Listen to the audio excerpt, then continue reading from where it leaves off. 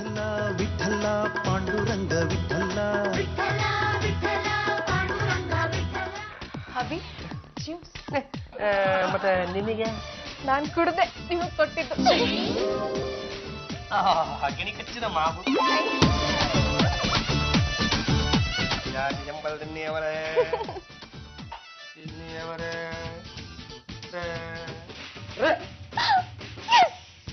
ಮಗನೇ ಏನಾಗ್ತಿದೆ ಕಂದ ಏನು ಅಂತ ಹೇಳಿ ಅವ್ವ ಕೂತ್ಕೊಳ್ಳೋಣ ಅಂತ ಹೋದ್ರೆ ಸೊಂಟ ಹೋಗ್ತಾ ಇಲ್ಲ, ನಿಂತ್ಕೊಂಡೆ ಇರೋಣ ಅಂದ್ರೆ ಕಾಲ್ಗಳು ಹೋಗ್ತಾ ಇಲ್ಲ. ಒಂದೇ ಕಡೆ ನಿಂತ್ಕೊಂಡಿದ್ರೆ ತಲೆ ಅನ್ನೋದು ಗಿರ ಗಿರ ಅಂತ ತಿರುಗುತ್ತೆ. ಒಟ್ಟಿನಲ್ಲಿ ಹಾಯಾಗಿ ಮಲ್ಕೊಂಡು ಹಾಗೆ ಇದ್ ಬಿಡ್ಬೇಕು ಅಂತ ಅನಿಸ್ತಾ ಇದೆ. ನಾಟಿ ರಾಣಿ ಲಕ್ಕಮ್ಮ ಅಂತ ಒಬ್ಳಿದಾಳೆ, ಅವಳನ್ನ ಕರ್ಸಿದ್ರೆ ಎಲ್ಲ ಸರಿ ಮಾಡ್ಬಿಡ್ತಾಳೆ. ನಾಟಿ ರಾಣಿ ಲಕ್ಕಮ್ಮ ಅಂದ್ರೆ ನಾಟ್ಯ ರಾಣಿ ಶಾಂತಲಾರ ಪೈಕಿನಾ? ಇರು ಕೇಳ್ಬಿಟ್ಟು ಹೇಳ್ತೀನಿ. ಹಲೋ, ನಾಟಿ ರಾಣಿ ಲಕ್ಕಮ್ಮ ಅವ್ರ?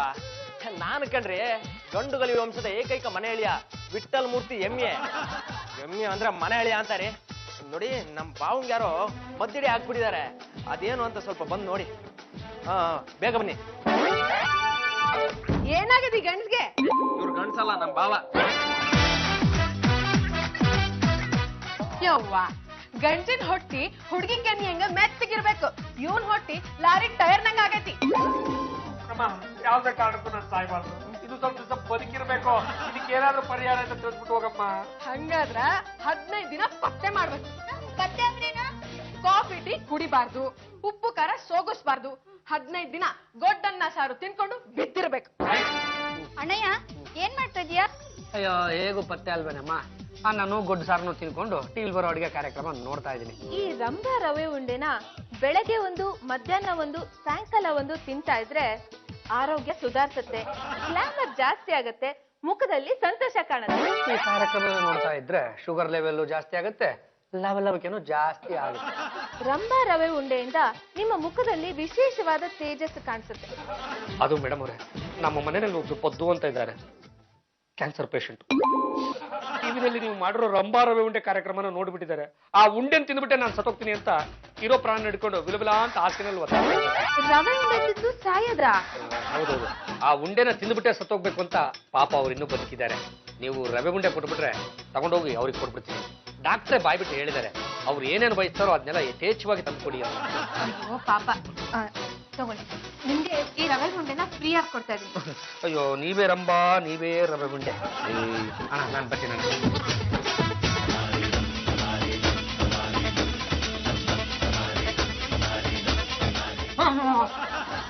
ನೀವೇ ಕ್ಯಾನ್ಸರ್ ಪೇಷಂಟ್ ನ ನೋಡಕ್ ಬಂದೆ. ಒಂದ್ ನಿಮಿಷ ನಾನು ಬರ್ತೀನಿ. ಚಂಪಾ, ಚಂಪಾ ಬಾರಿ. ಏನು ಯಜಮಾನ್ರೆ? ಚಂಪಾ ಚಮೇಲಿ, ಅದು ನಾನು ಪತ್ತೆ ಮಾಡಿ ನನ್ನ ಬಾಯಿ ಕೆಟ್ಟೋಗಿತ್ತು ಅಲ್ವಾ, ಅದಕ್ಕೆ ಅವ್ರು ಯಾರ್ದೋ ಮನೆಗೆ ಹೋಗ್ಬಿಟ್ಟು ನಮ್ಮ ಮನೆಯಲ್ಲಿ ಒಬ್ರು ಕ್ಯಾನ್ಸರ್ ಪೇಷಂಟ್ ಇದ್ದಾರೆ, ಪದ್ದು ಅಂತ ಅವ್ರ ಹೆಸರು. ಅವ್ರು ಈಗ್ಲೂ ಆಗ್ಲೋ ಹೋಗಂಗಿದ್ದಾರೆ. ನಿಮ್ಮ ಮನೆ ರವೆ ಉಂಡಿನ ತಿನ್ಬೇಕು ಅಂತ ಬಯಸಿದ್ರೆ ದಯವಿಟ್ಟು ಕೊಡಿ ಅಂತ ರಿಕ್ವೆಸ್ಟ್ ಮಾಡ್ಕೊಂಡೆ. ಅವ್ರೇನೋ ಉಂಡಿ ಕೊಟ್ಟಿದ್ರು, ನಾನ್ ತಿಂತಾ ಇದ್ದೆ. ಅವ್ರು ಚೆಕ್ ಮಾಡೋದಕ್ಕಿಂತ ನಮ್ಮ ಮನೆಗೆ ಬಂದ್ಬಿಟ್ಟಿದ್ದಾರೆ ಕಣೆ. ನೋಡು, ಅವ್ರು ಇಲ್ಲಿಂದ ಹೋಗೋವರೆಗೂ ನೀನೇ ಆ ಕ್ಯಾನ್ಸರ್ ಪೇಷಂಟ್ ಪದ್ದು ಆಗ್ಬಿಡೆ. ನೋಡಿ ಮೇಡಮ್ ಇವಳೆ ಕ್ಯಾನ್ಸರ್ ರೋಗದಿಂದ ಕೊನೆ ದಿನಗಳನ್ನು ಎಣಿಸುತ್ತಿರುವ ನನ್ನ ಪ್ರೀತಿಯ ಪದ್ದು. ಏನಮ್ಮ ನಿನ್ನ ಹೆಸರು? ಪದ್ಮಿನಿ.